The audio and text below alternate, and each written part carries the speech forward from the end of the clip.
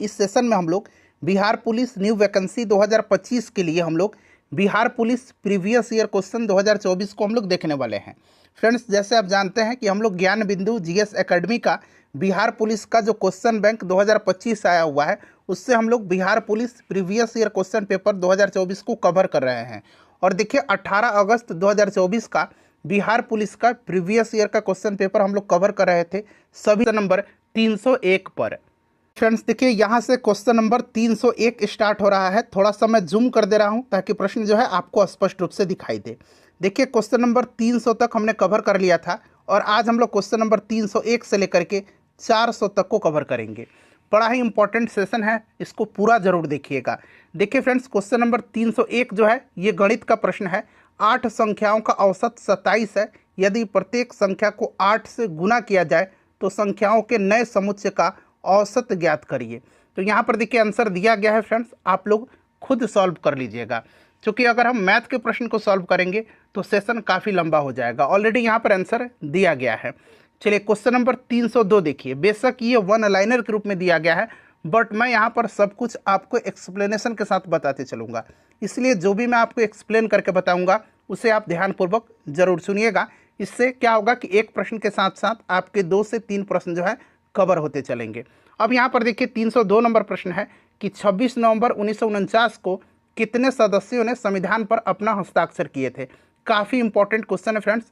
तो देखिए 26 नवंबर 1949 को जो है 284 मेंबर ने जो है संविधान पर अपना हस्ताक्षर किए थे। और आपको पता है कि 26 नवंबर 1949 को जो है संविधान सभा के द्वारा भारत का संविधान अंगीकृत किया गया था।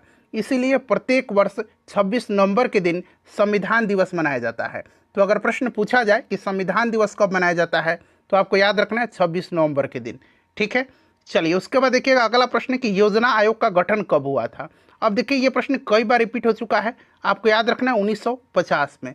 और योजना आयोग के पहले अध्यक्ष कौन थे, तो प्रधानमंत्री पंडित जवाहरलाल नेहरू जी थे। ठीक है, बाद में योजना आयोग के स्थान पर नीति आयोग का गठन किया गया। आगे उसके बारे में हम चर्चा करेंगे। चलिए नेक्स्ट क्वेश्चन है कि कंप्यूटर का जनक किसे कहते हैं। तो देखिए बात यहाँ पर कंप्यूटर की आई हुई है, तो आपको याद होगा कि भारत का पहला सुपर कंप्यूटर का नाम क्या है। तो भारत का पहला सुपर कंप्यूटर जो है ये परम 8000 है। ठीक है ना फ्रेंड्स, यह 1991 में, याद रखिएगा 1991 में जो है centre for development of advanced computing के द्वारा विकसित किया गया था। शॉर्ट में इसको हम लोग सीडैक बोलते हैं। ठीक है ना, इसी के द्वारा यह विकसित किया गया था।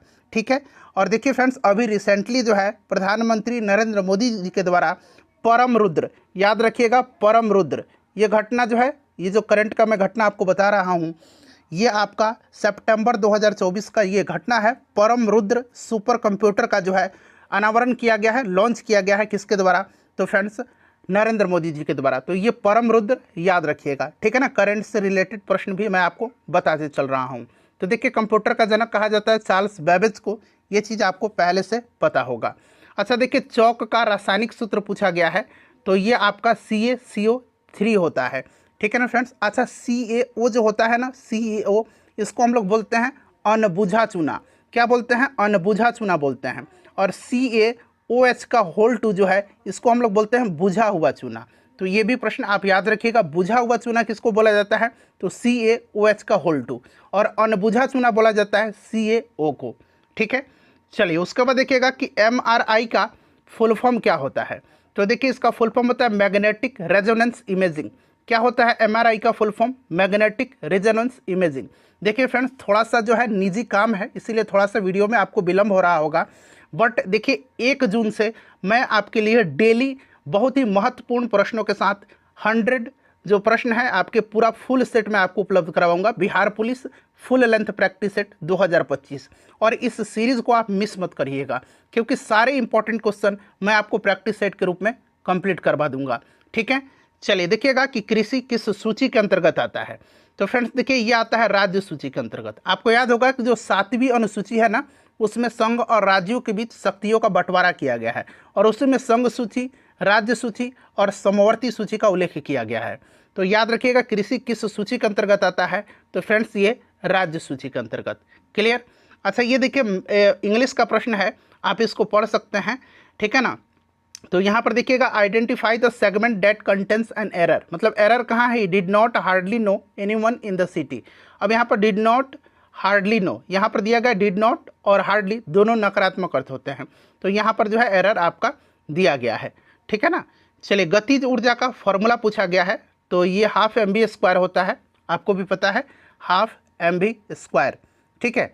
चलिए, और गतिज ऊर्जा से प्रश्न पूछा भी जाता है कि अगर द्रव्यमान को दुगुना कर दिया जाए तो गतिज ऊर्जा कितना होगा, वेग को आधा कर दिया जाए, इस तरह से करके प्रश्न पूछा जाता है, ठीक है।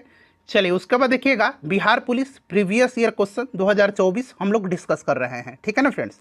देखिए, पोमोलॉजी किसका अध्ययन जो है, पोमोलॉजी में किसका अध्ययन किया जाता है, तो देखिए पोमोलॉजी ये फलों का अध्ययन कहलाता है, ठीक है ना। अच्छा, फूलों का अध्ययन अगर आपसे पूछा जाए, फूलों का अध्ययन क्या कहलाता है, तो फूलों के अध्ययन को क्या बोलते हैं, एंथोलॉजी बोलते हैं।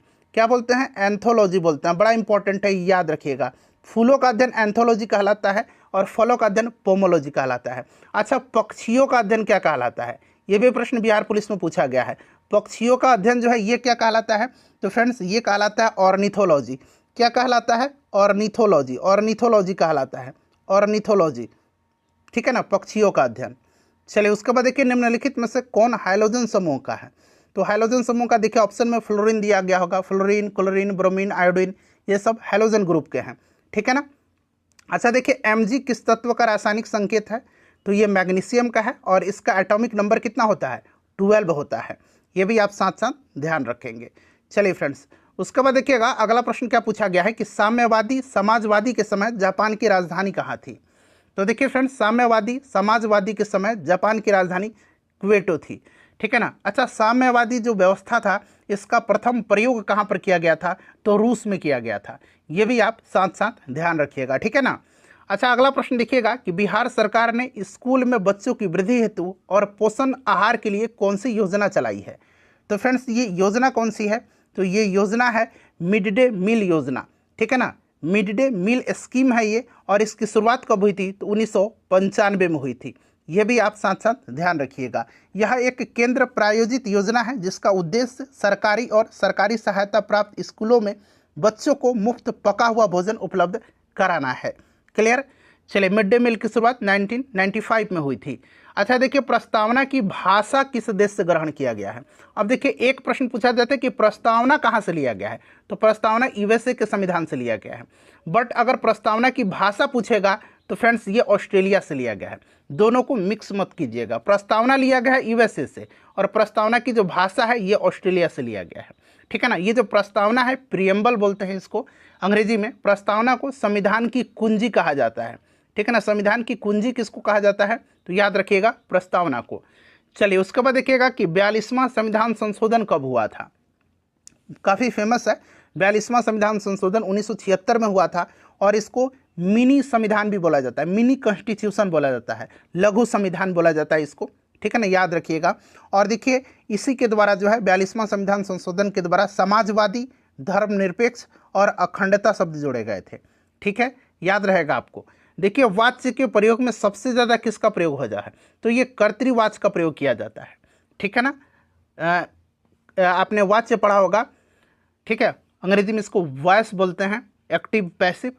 देखिए जिन वर्णों के उच्चारण में ह्रस्व वर्ण से दुगुना समय लगता है उसे क्या कहते हैं, तो फ्रेंड्स इसको दीर्घ स्वर कहा जाता है।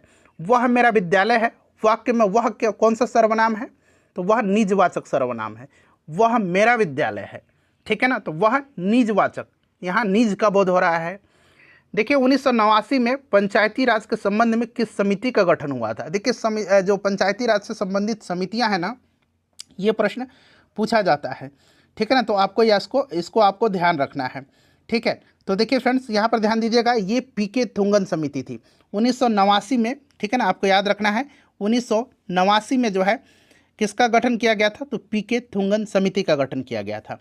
क्लियर। अच्छा, बलवंत राय मेहता समिति, ये भी पंचायती राज से संबंधित है, 1957 में इसका गठन हुआ था, बलवंत राय मेहता समिति का।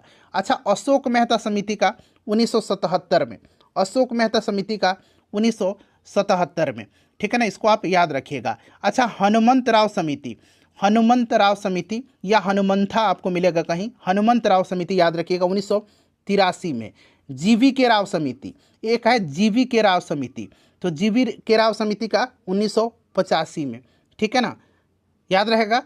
एल.एम. सिंघवी समिति, काफ़ी इंपॉर्टेंट है, एल.एम. सिंघवी समिति 1986 में, एल.एम. सिंघवी समिति 1986 में। पी.के. थुंगन समिति यहाँ पर हो गया 1989 में। हरलाल सिंह खर्रा समिति, एक नया आपको बता रहा हूँ, हरलाल सिंह खर्रा समिति, हरलाल सिंह खर्रा समिति, इसका गठन किया गया था 1990 में। सब क्लियर है। चलिए उसके बाद देखेंगे कि पृथ्वी के उपग्रह का नाम क्या है। तो पृथ्वी का एकमात्र उपग्रह है कौन सा, चांद चंद्रमा है, ठीक है।